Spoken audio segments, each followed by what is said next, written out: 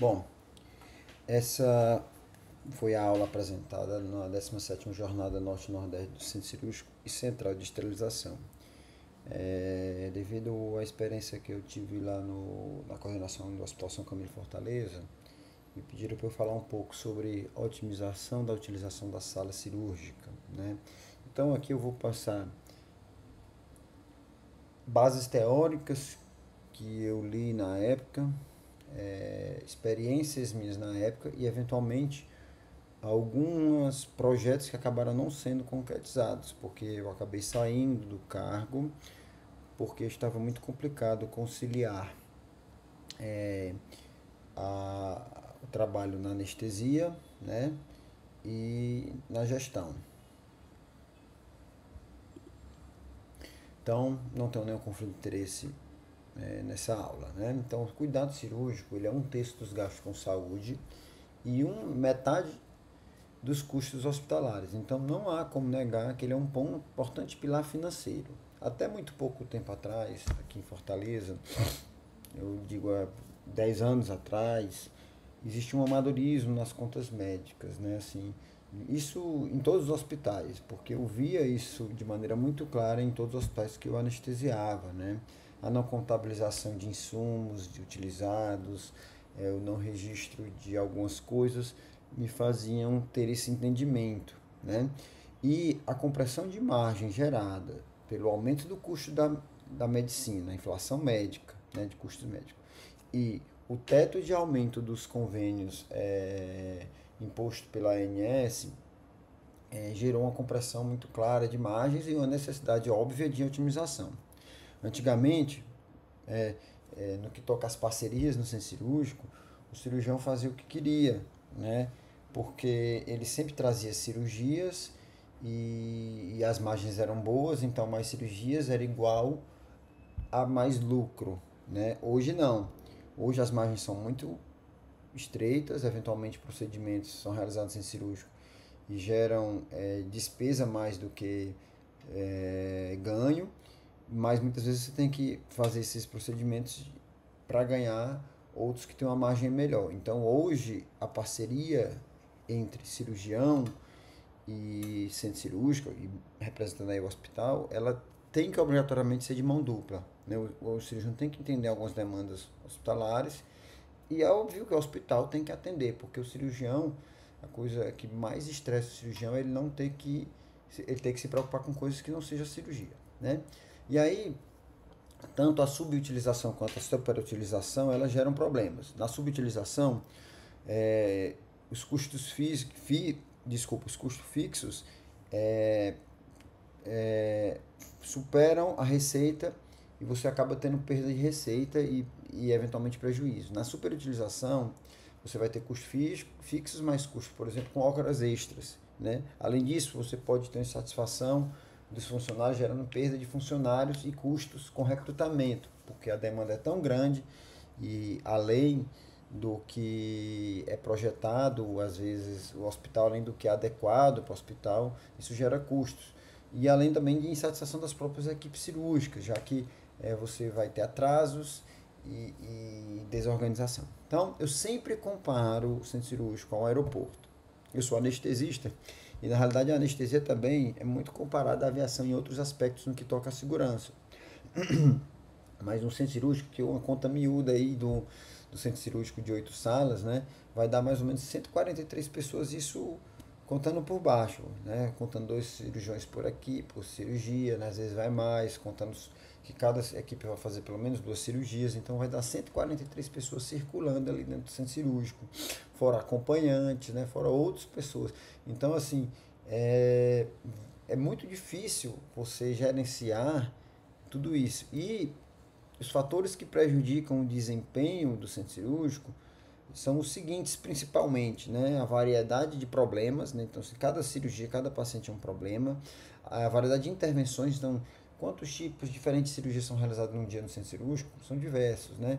É, além de possibilidade de eventos inesperados, determinado material não chega, o paciente não está com a condição adequada, não trouxeram a tempo, foi um dia que faltou o pessoal do transporte, né?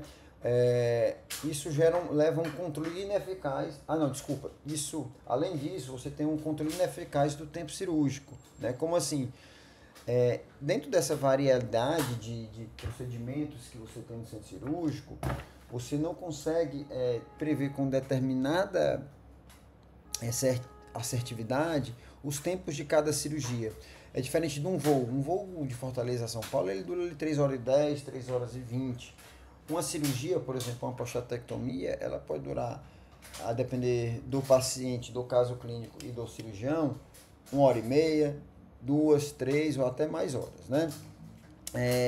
Ineficiência na limpeza e no preparo de sala. Isso é talvez o ponto mais crítico. Por que é o ponto mais crítico? Porque é o ponto que mais fácil de mudar, de trabalhar e que gera um benefício de ganho de utilização de sala mais significativo. Deficiências no controle de estoque e no manuseio de materiais. Beira, às vezes, me perdoe o que eu vou falar agora, mas beira, assim, às vezes, o absurdo, você não ter medicações de uso rotineiro na farmácia e eventualmente falha. Em diversos hospitais você chega a pedir uma medicação que é usada no centro cirúrgico e não tem lá no centro cirúrgico. Então, isso aí é uma coisa que você tem que ter tecnologia para gerenciar isso de maneira adequada, né? E o gerenciamento ineficaz de filas, como assim?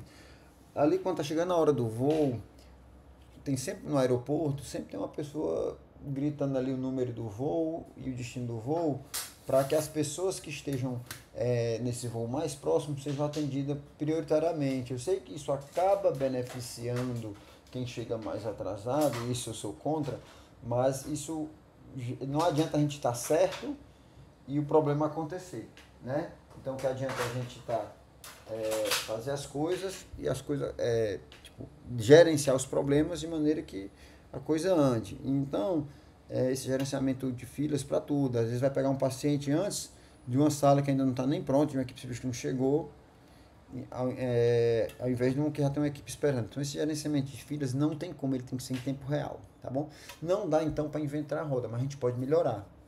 E nesse aspecto foi que eu fui procurar uma base teórica, né? Então, a gente tem que estudar para conhecer o que já existe. E uma coisa que eu faço um reconhecimento de meia-culpa, né? Que essa coragem para mudar, eu sempre titubeei muito para mudar algumas coisas por receio de piorar o que já estava, às vezes, não tão adequado. Então, mas é estudar para conseguir já tive coragem para mudar. Então, eu fui lá, tem vários livros sobre o sistema teórico de produção, inclusive voltado para a saúde, mas eu fiz questão de ler o original, porque eu queria saber a essência, assim, no geral mesmo, do que era esse tal desse sistema teórico de produção que tanto se fala. E a definição e o objetivo dele é justamente a busca pela eliminação total de perdas. Eu gostaria de botar o busca incessante pela eliminação total de perdas, porque não é uma fórmula mágica definitivamente, né? Nesse livro, o gestor em questão, ele ia lá para o chão de fábrica, via as falhas de espera, as falhas de estoque. Lembrem-se, estoque é prejuízo. E o que é estoque no caso no nosso processo do centro cirúrgico? Estoque é ter 40 pacientes esperando paciente numa recepção, porque a gente pediu para chegar muito cedo. Estoque é ter uma farmácia com um grande gasto de espaço, uma farmácia do centro cirúrgico, que é pequena, com insumos que eventualmente a gente não use tão frequentemente. Estoque é sala de cirurgia vazia, porque você tem aquele estoque, entre aspas, de sala de cirurgia, né? E o resultado é uma redução do custo e melhoria de margem. Mas, em última análise, também a satisfação do cliente, que inclui tanto o paciente, que vai ser atendido de maneira adequada, em tempo adequado, e a equipe cirúrgica, que vai se preocupar apenas com a sua cirurgia. Dentro da formalização do método do sistema Toyota de produção, a gente tem um método Lean, que ele visa melhorar o fluxo de processos, e a gente vai falar um pouquinho o que é o processo, reduzir gastos, reduzir trabalho sem valor. Qualquer movimento que a gente faça que não agregue o valor, e aí valor aqui eu leio redução de custo, aumento de segurança, satisfação do paciente, tudo isso é uma etapa desnecessária. A gente vai ver um pouquinho disso. E reduzir o tempo. Ainda dentro dessa teoria, tem um método Six Sigma, que é o objetivo aqui é diminuir a variabilidade do processo. Então, primeiro ponto, comunicação. Às vezes você não consegue diminuir a variabilidade, mas você consegue reduzir a se antecipar a variabilidade, né? Então a comunicação é fundamental. Como assim? Eu vou dar o exemplo da anestesia. Todo começo de cirurgia eu pergunto, eu tenho 10, 15 anos que eu trabalho com cirurgiões que eu trabalho hoje. E toda cirurgia eu pergunto se tem alguma peculiaridade que eu devia saber. Porque às vezes você não se preparou para essa peculiaridade, né? Então, dados, não tem como, eu não sei como eram tomadas as decisões lá no centro cirúrgico antes da gente ter o BI. Me perdoem, eu não sei, porque a primeira coisa que eu fiz quando eu cheguei lá foi manualmente entre as com computador, com planilha Excel, pegar todos os cirurgiões que tinham reservas e analisar o número de cirurgia, tipo de cirurgia na mão, porque a gente não tinha um BI. Foi a partir daí que eu consegui mostrar para os cirurgiões e aí trazer essa parceria, né? Então não tem como você tomar decisões sem ter dados. E aí o dado tem que ser fiel, e a gente vai falar um pouquinho disso. Inteligência artificial é uma coisa que ela vai ser agregada, não tem como na gestão a gente não agregar. Como assim, já inteligência artificial? Vai chegar um ponto em que um cirurgião ele vai ligar para marcar uma determinada cirurgia, vai ter uma vaga de 2 horas, e lá eu vou ter os tempos cirúrgicos dele de média. E eu vou estar ali, pelo menos a média, mais um desvio padrão, para poder eu não ter atraso no centro cirúrgico. Hoje, às vezes, tem cirurgias que marcam para muito tempo e cirurgias que marcam para muito pouco. E aí tem a questão do agendamento, que tem que ser adequado. Né? E aí nessa ferramenta do Six Sigma, ele fala dos passos que a gente vai falar num trabalho citado, nesse trabalho aqui que valeu a primeira cirurgia do dia, né? Definir as métricas, medi-las, né? Analisá-las e melhorar e controlar. Então seriam esses 5 passos. Então qual é o nosso processo? Né? O nosso processo, lembra-se, o processo é uma cadeia de operações, né, para chegar ao resultado final adequado, ou seja, um atendimento adequado, né? Então,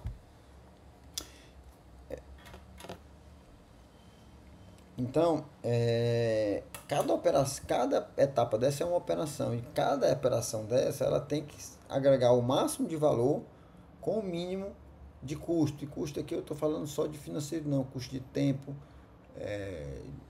menos desperdício de tempo, de estoque, né?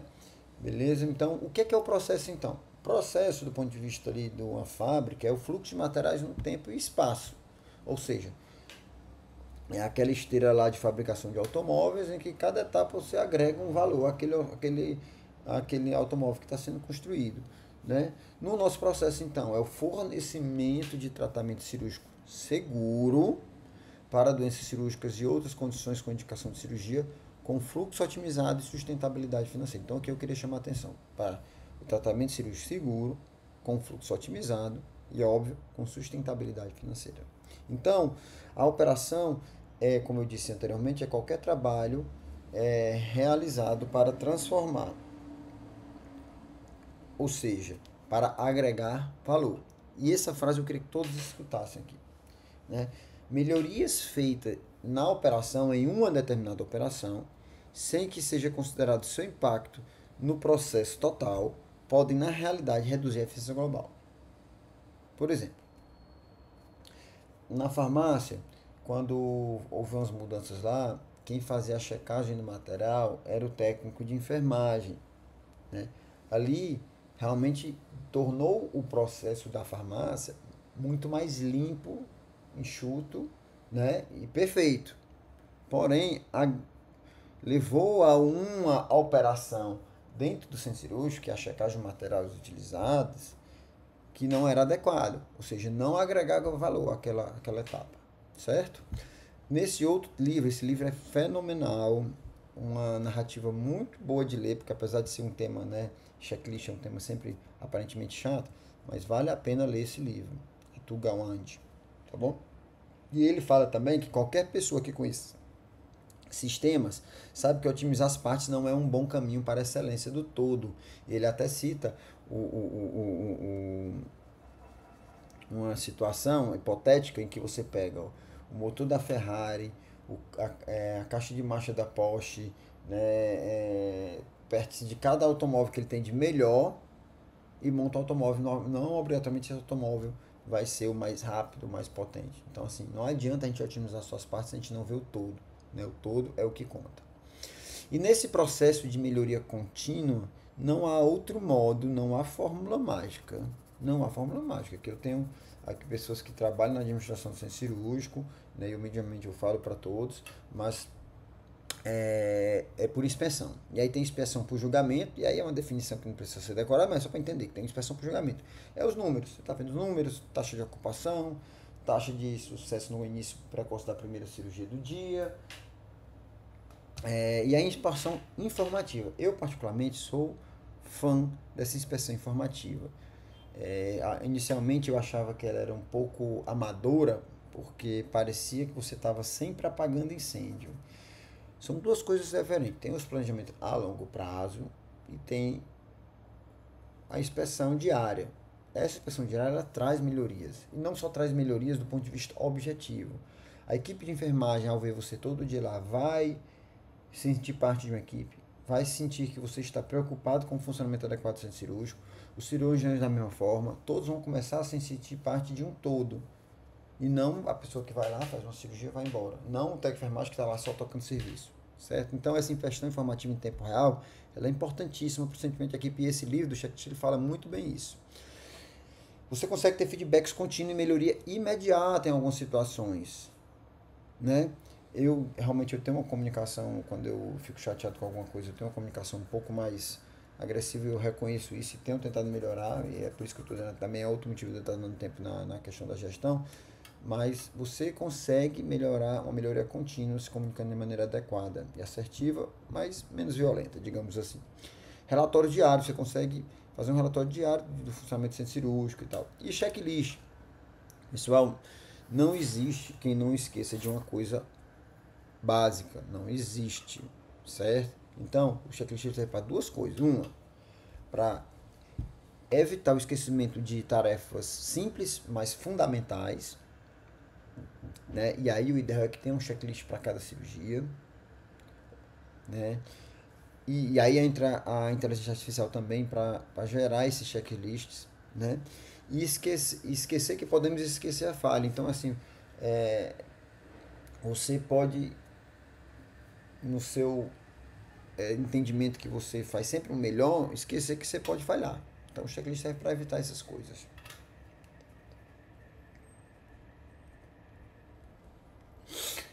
Bom, aí é legal esse trabalho, vale a pena a leitura também, que ele fala de melhorando a eficiência do centro cirúrgico, né? Da sala de cirurgia. Uma grande parte do sucesso da implementação foi devido às ferramentas de tecnologia da informação que permitiram medição contínua e feedback para as partes interessadas relevantes em um relatório diário. Então você conseguia ter esse feedback contínuo. Isso é fundamental. Se eu não sei o que está acontecendo, não sei se o meu trabalho está sendo adequado, eu não vou melhorar.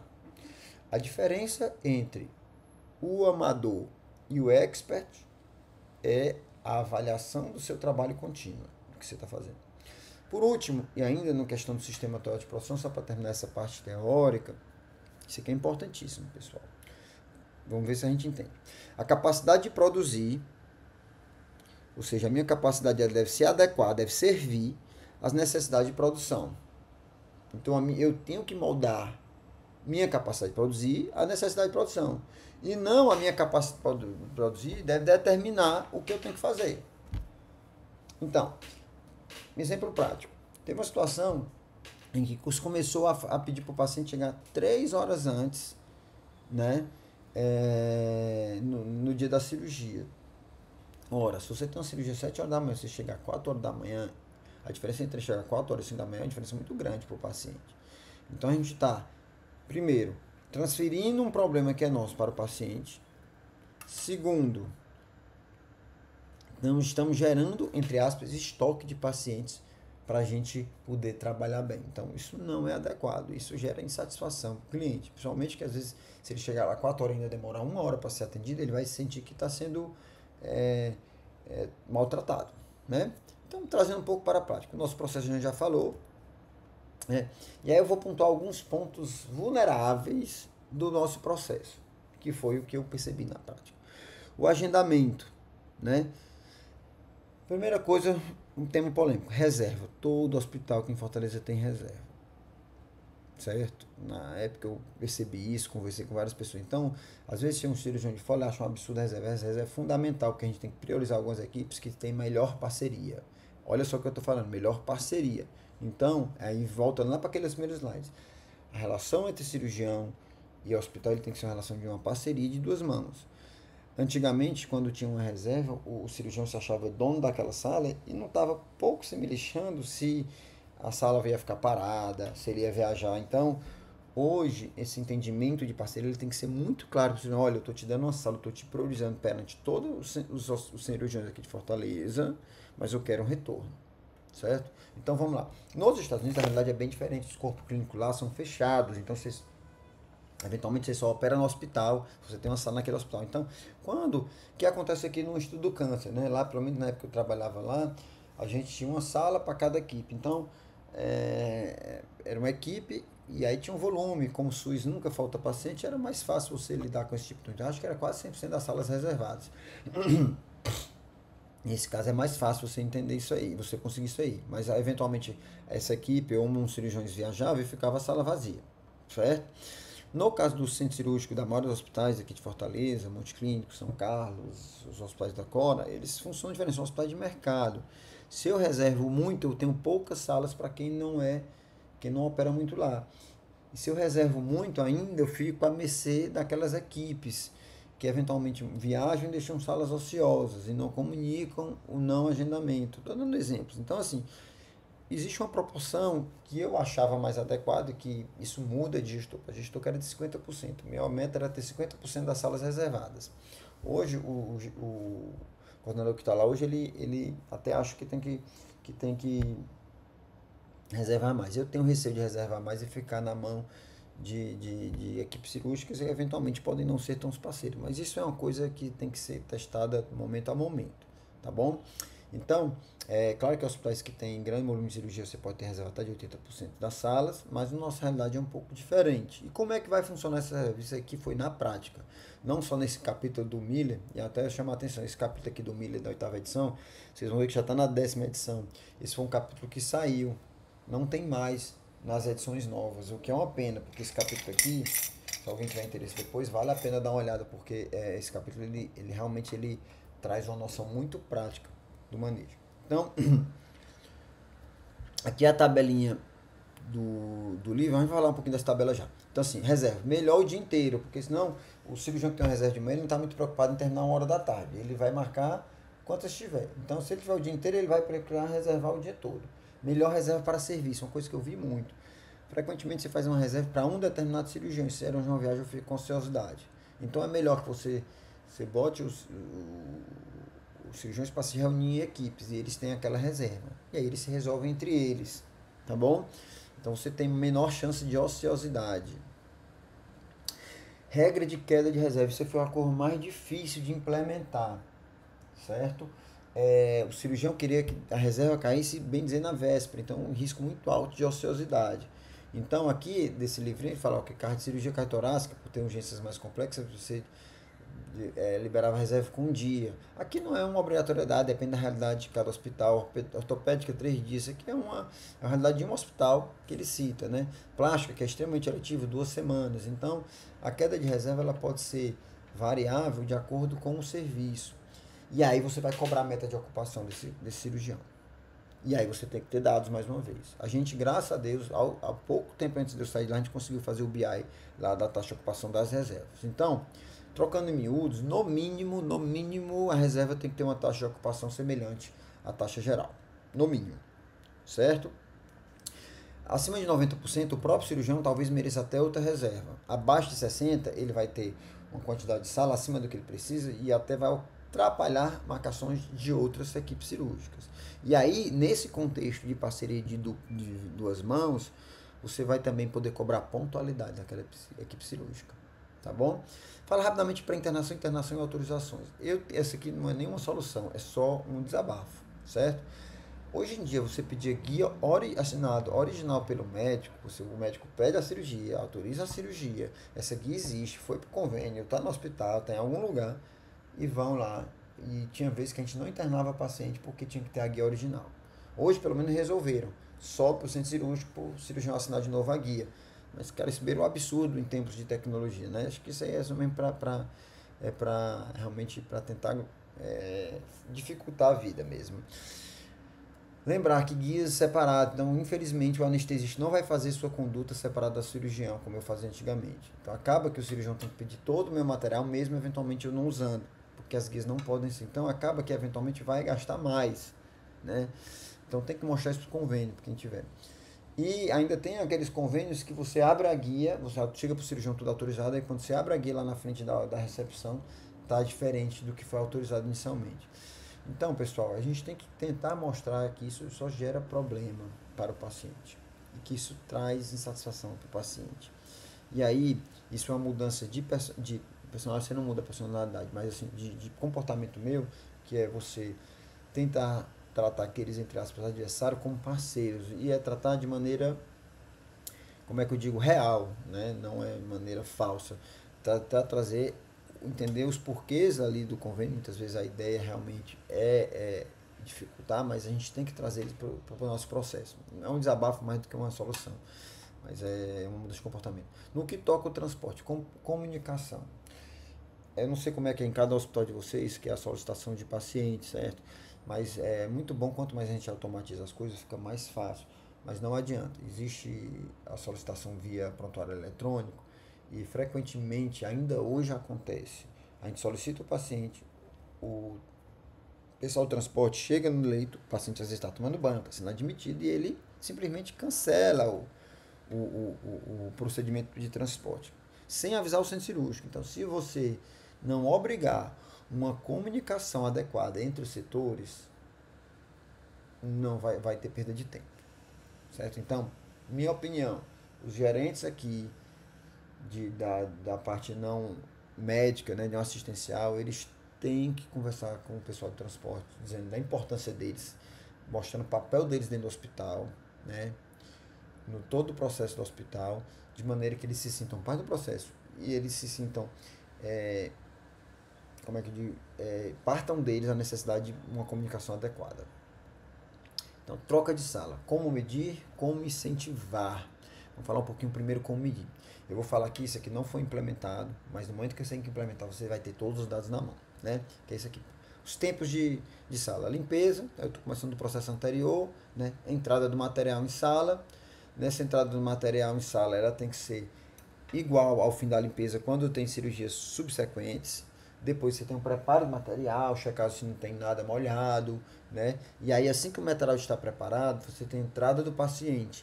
E esse tempo de entrada do paciente ele tem que ser otimizado, ou seja, o paciente, ao final do preparo do material, o paciente já tem que estar no centro cirúrgico. Então esse preparo do material, no mínimo, tem que acontecer em paralelo ao transporte do paciente. E a entrada do paciente, ela tem que ser quase simultânea ao término do preparo da sala. A gente tem a anestesia e a cirurgia, esses tempos aqui, exceto por deixar o material todo pronto, exceto por não ter agilidade na hora de buscar materiais, a gente não tem como mudar muito, não tem como, né? Saída do paciente de sala, e essa saída do paciente de sala ela tem que ser muito próxima da saída do material, entendam. O paciente sai de sala, para o pessoal da limpeza entrar, tem que tirar primeiro o material de sala. Então, se eu seguro esse material em sala, uma vez na época eu ainda já estava na coordenação, teve um funcionário que demorou 40 minutos para tirar o material de uma prostatectomia de sala. Então, assim, eu, coordenador do centro cirúrgico, lá, anestesiando, vendo aquilo, eu falei, não, essas pessoas não entendem do processo. Não entendem mesmo, né? E a limpeza. Então, quais são os pontos que a gente de ganho, né? De que o caso completo, ele considera o autor lá daquele capítulo, o caso completo do início da entrada do paciente até a limpeza cirúrgica. Aí você vai variar essa definição, se é só da anestesia e cirurgia, se é da limpeza, tá bom?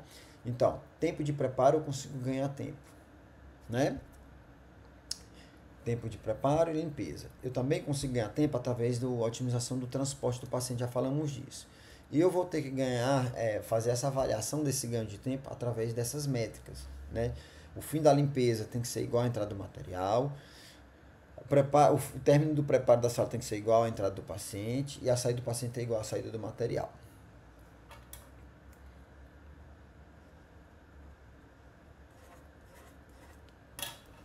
Bom, E aqui são os pontos de medida que eu falei. O ideal é que você tenha todos esses pontos de medida para fazer os seus dados. Né? Entrada da equipe de generação, saída da equipe de generação. Você tem o tempo de generação. O tempo entre a saída da equipe de generação e a entrada do material é perda de tempo. Entrada do material e entrada do paciente é o tempo de preparo de sala. Entrada do paciente, saída do paciente, o tempo do caso. Né? Aqui eu botei já o tempo do caso sem considerar o tempo da limpeza. O tempo entre a saída do paciente e a equipe e a entrada da equipe de limpeza são perda de tempo, tanto pela demora da saída do material cirúrgico, quanto pela demora da entrada da equipe de limpeza. Por último, entrada e saída da equipe de limpeza eu tenho tempo de higienização. Então seria esse o fluxo. Se eu conseguisse botar cada tempo e medir esses tempos, a gente teria na mão todos os dados sem cirúrgico. É difícil, precisa de tecnologia, precisa de entendimento da gestão do hospital de que isso é necessário. E aí ele fala aqui simplesmente sobre o giro de sala, que eles variam dependendo da cirurgia. E aí eu vou chamar atenção, olha, presta atenção nesses tempos, né? Ali varia de 20 a 44 minutos a depender da cirurgia. Se for uma cardíaca, é quase 1 hora, tá bom? Então, a gente entendendo isso, a gente sabe que os cirurgiões e os anestesistas aqui no Brasil são incentivados pelo volume cirúrgico, que a gente ganha por produção, enquanto que a enfermagem e o pessoal da higienização não são pagos por hora. Então existe ali um conflito de interesses, sendo bem claro. E o que vai motivar então o pessoal a trabalhar melhor? Pessoal, conversando com a maioria dos técnicos de enfermagem, vocês são extremamente subvalorizados no que toca financeiro. O que move vocês não é só o financeiro realmente é bom, mas o fato de vocês a vontade de ajudar, de participar de um processo de cuidado de saúde, eu sei que é o que move a maioria de vocês. O fato de vocês estarem aqui, de melhorar a técnica de vocês, eu sei que é o que move vocês. Né? Então não adianta. O que vai mover os funcionários, além obviamente da parte financeira, é fazer parte do resultado. Né? E o que é fazer parte do resultado? É quando você mede esses dados de taxa de utilização, que a gente vai falar mais na frente e tudo mais, você tem que falar para o pessoal, dar esse feedback de retorno, ter momentos de eles conseguirem sentir parte, fazer parte disso. E, se possível, participar dos frutos também, né? Eventualmente ter benefícios aí de acordo com os resultados. Aqui é só um detalhe que eu também não consigo implementar, que é fazer kit. Alguns hospitais já tem kit geral, né? Que é o que vai os insumos gerais, kit de anestesia geral, kit de anestesia regional. Então, você separa esses kits, e especificamente no São Camilo a gente tem um carrinho, você poderia fazer os slots com cada coisa, você conseguiria otimizar o fluxo da farmácia, certo? Então aqui, por exemplo, teria o kit psicotópico que poderia ser diminuído.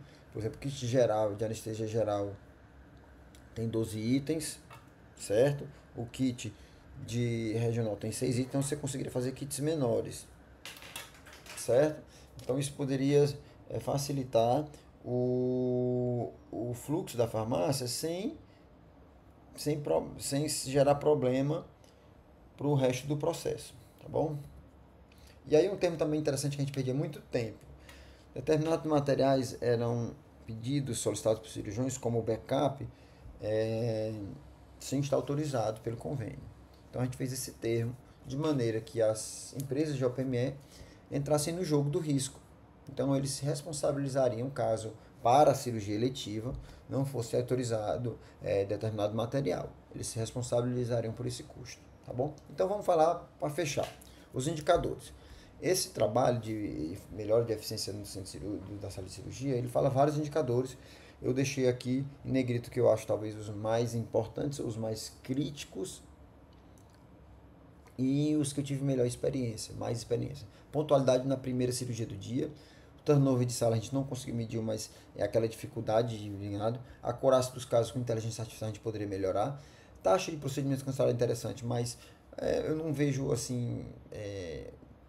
você ainda não está medindo outras coisas, ele não é prioritário. Taxa de utilização é fundamental.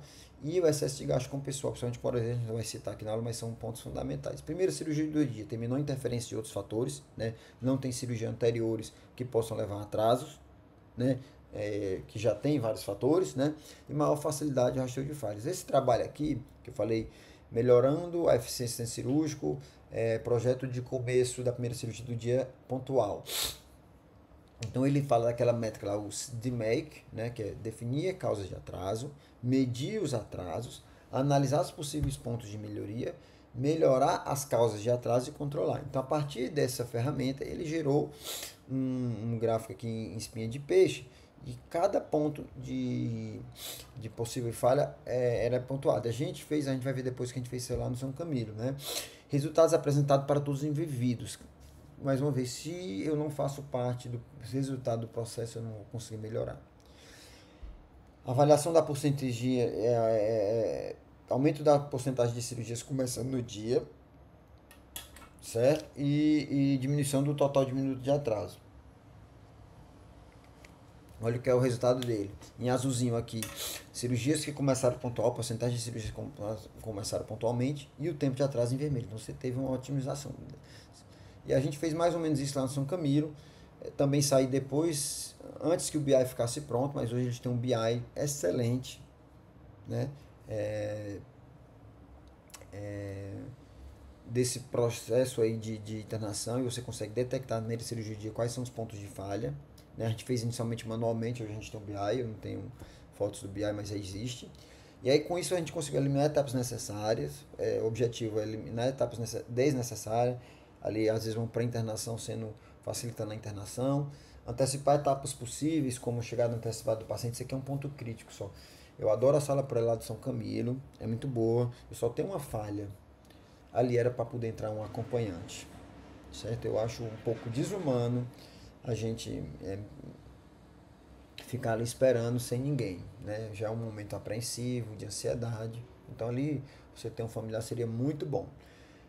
Atendimento lá na recepção de acordo com o horário de cirurgia, assim como transporte, checklist pré-operatório com facilitador na sala pré, como já acontece.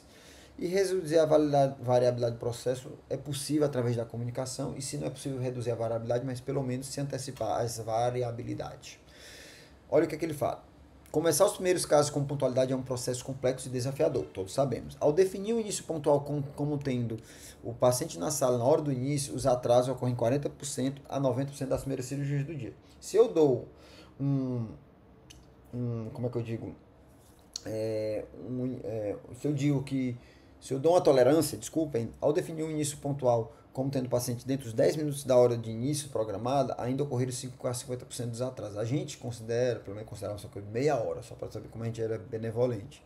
E ainda assim, a taxa de atraso não era pequena, tá bom? Por quê? Porque o preparo da sala geralmente começava a ser realizado depois da chegada da equipe. Isso faz sentido, mas acaba que isso gera um atraso, né? Então, taxa de utilização. Primeiro, definir meta de ocupação, né? Desculpa, definir meta de ocupação. Mas primeiro você tem que definir como medir. E aí tem detalhes simples, como o tempo cirúrgico, óbvio, vai no denominador, mas o tempo de troca de sala é numerador ou denominador, já que aquele tempo é útil ou é inútil. Tempo de salas, e aí o tempo disponível, né? Na verdade, só voltando aqui, então, como é que eu vou medir? Então, é o tempo de utilização sobre o tempo disponível. E aí vem a primeira dúvida, a cirurgia, tempo de utilização. Troca de sala, ele entra como tempo útil, seria no denominador ou no numerador? Certo? E lembrar que o tempo de salas completa justamente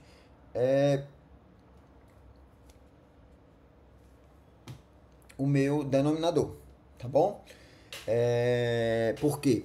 Porque eu tenho que saber disso, porque nas horas que eu tenho menor fluxo, por exemplo, à noite não ficam todas as salas disponíveis, mas não fica o número de equipe adequado. Então isso tem que ser entrado no denominador. Então essa mudança tem que acontecer de maneira objetiva, tá bom? E aí a minha pergunta, se o tempo de limpeza ficaria no numerador ou no denominador? Ah, já me disse é besteira. Besteira não. Aqui uma conta rápida que eu não vou entrar no método, mas se eu boto ela no numerador ou no denominador, eu tenho uma diferença aqui de 6% de ocupação.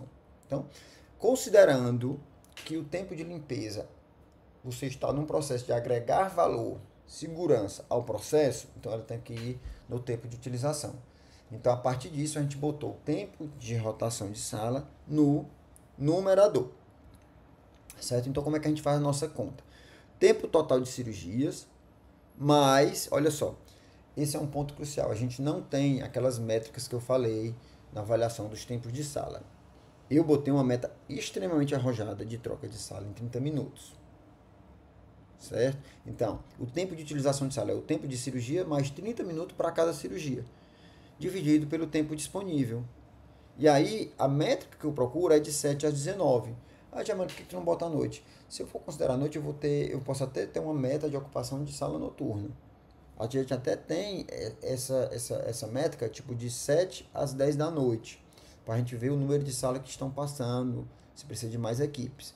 Mas assim, a minha métrica, meu norte é 7 às 19.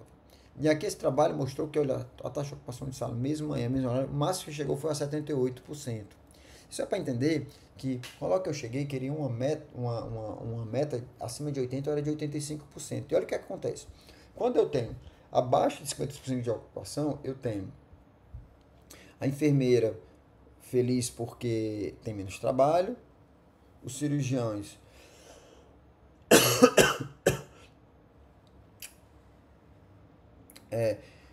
felizes eventualmente porque estão trabalhando pouco, se não tem tanto trabalho. Desculpa, voltando, confundi aqui. Não é isso. Aqui, se eu tenho uma taxa de ocupação menor do que 55%, eu tenho uma enfermeira feliz porque tem pouco trabalho, menos trabalho. E eu tenho um cirurgião feliz por quê?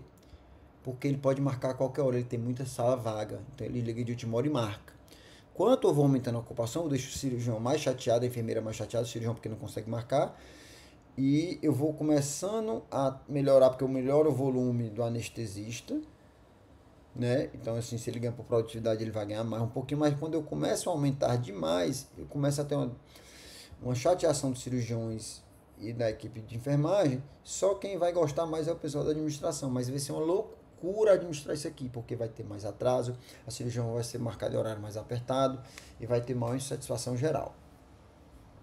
Então, qualquer pessoa que conheça sistemas saiba que otimizar as partes não é um bom caminho para a excelência do todo. Essa mensagem que eu coloquei de novo é a mensagem que eu quero que fique para vocês. Muito obrigado.